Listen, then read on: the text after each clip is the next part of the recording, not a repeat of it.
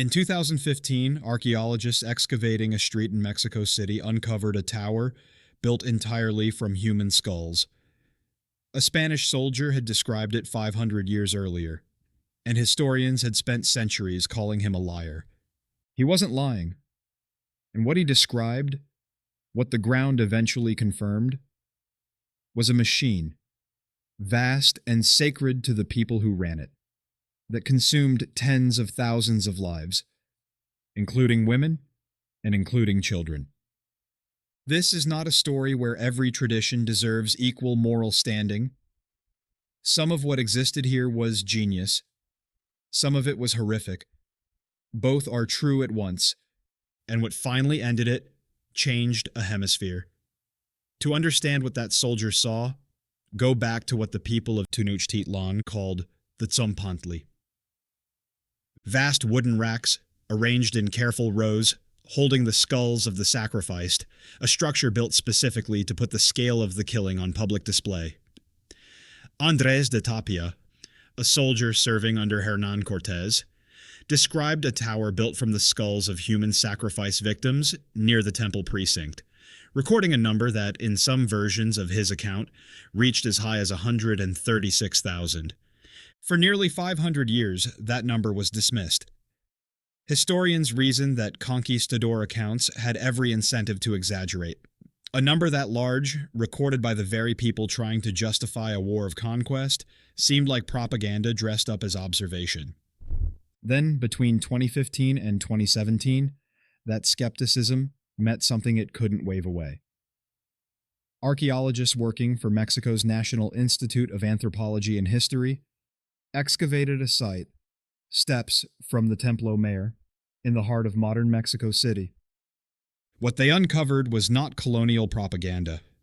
It was a structure, a great skull rack, and an accompanying tower, engineered from human remains, built deliberately and maintained over time.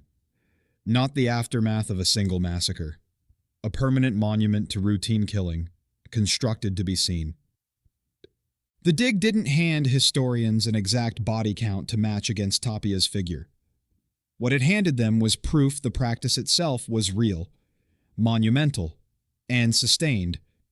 Not a colonial soldier's invention. This is not a claim resting on the word of a conquistador with an agenda.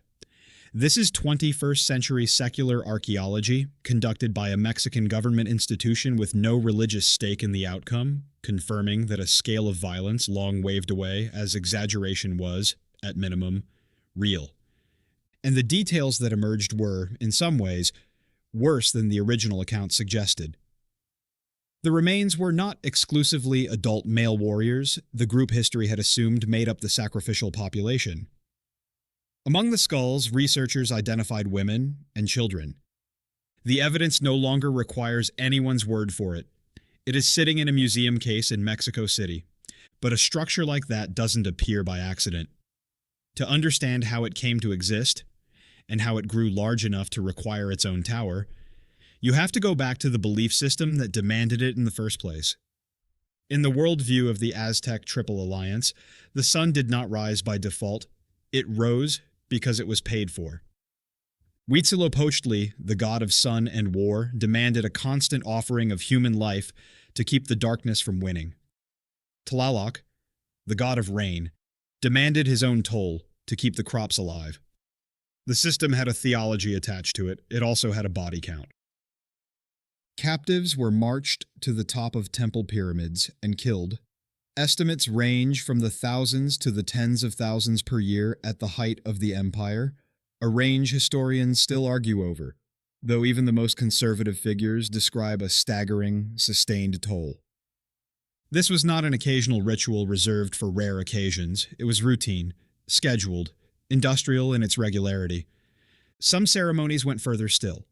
Indigenous sources recorded by the Spanish friars describe cannibalism, ritual consumption of a portion of certain victims, understood by the Mexica not as a meal, but as communion with the god the victim represented.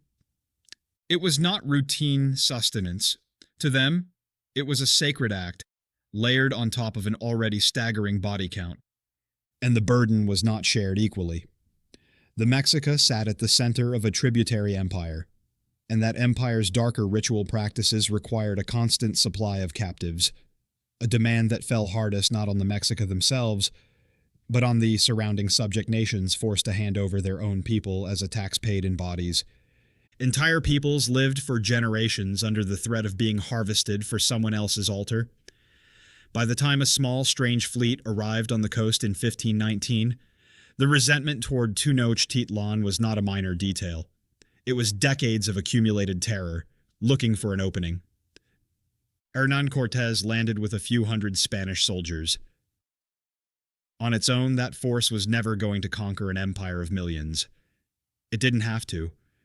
The Tlaxcalans, a fiercely independent nation that had spent years resisting Mexica domination and had paid for that resistance in captives dragged off to the sacrificial altars, made a calculated decision. They allied with the newcomers, not out of confusion, but as a strategic and desperate bet against an empire they had every reason to want destroyed. They were not a footnote in this war. By most estimates, indigenous soldiers made up the overwhelming majority of the coalition that eventually marched on Tenochtitlan. This was not simply Europe conquering a continent. It was an internal uprising against a brutal regime that found an unexpected ally with steel, horses, and its own reasons for wanting that regime gone. That is the world Andrés de Tapia walked into when he first saw the Tower of Skulls. And it is the world the friars who followed the soldiers were determined to dismantle completely. It was into this reality, a system that treated mass killing as routine maintenance for the universe, that a fundamentally different claim arrived. At the center of Mexico, religion sat an unshakable premise. Humanity exists to feed the gods. The debt runs upward, endlessly, paid in human lives, or the sun does not rise and the world ends. The theology carried by the friars did not simply criticize that premise. It reversed it completely. Not human sacrifice offered upward to appease the gods. God, sacrificing himself, offered downward for humanity. Once, completely, so that no one else would ever have to bleed on an altar again. That was not an abstract theological footnote to the conquest. It was the argument that ended an empire's oldest institution. Within a decade, missionaries were actively working to dismantle the sacrificial system wherever Spanish and Christian authority reached, tearing down temple altars, ending the tribute-in-captive system that had terrorized tributary nations for generations, and replacing the machinery of killing with a faith that forbade it outright. This was not a gradual cultural drift. It was a deliberate, forced, and largely successful campaign to end human sacrifice on a scale that had cost more lives than most wars in human history. Within a generation, the large-scale sacrificial system was not fading. It was gone. The Tzompantli would never be rebuilt, but this chapter does not end as simply as a rescue story. The same decades that ended the altars and sacrifice also brought a catastrophe no one on either side had chosen. Smallpox arrived with the Spanish in 1520, tearing through a population with no immunity to it. It killed the new emperor within months of him taking the throne, before the final siege of Tenochtitlan had even begun. It did not stop at the walls of the empire it helped defeat. The epidemic spread through Tlaxcalan allies and Mexica enemies alike, through peoples who had never seen a Spanish soldier. Within a century, the population of central Mexico had fallen by as much as 90%, a collapse driven overwhelmingly by disease, not by the war that ended the sacrifices. Some colonists also forced indigenous labor under a system called the encomienda. And here is where the story refuses to simplify in either direction. Because the exploitation was not what the faith demanded. It was greed, defying the very teachings that had just ended the human sacrifices. And the record shows exactly who said so at the time. Not centuries later, in hindsight.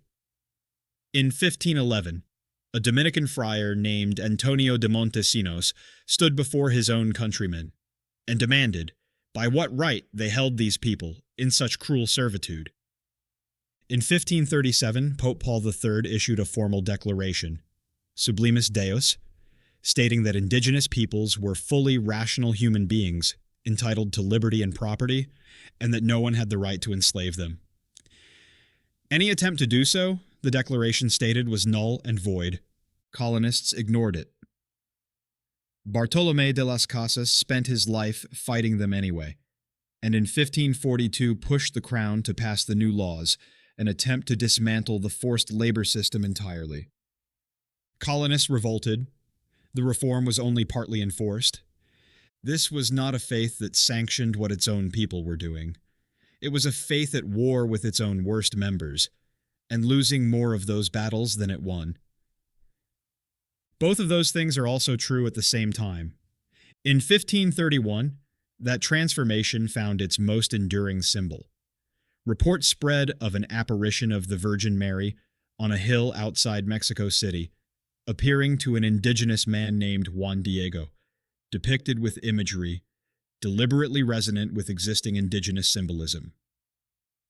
Whatever one concludes about the event itself, its historical impact is not in dispute. Indigenous conversion to Christianity, which had moved unevenly in the years immediately after the conquest, accelerated dramatically afterward. Millions entered the church within a generation. A genuine cultural synthesis took hold.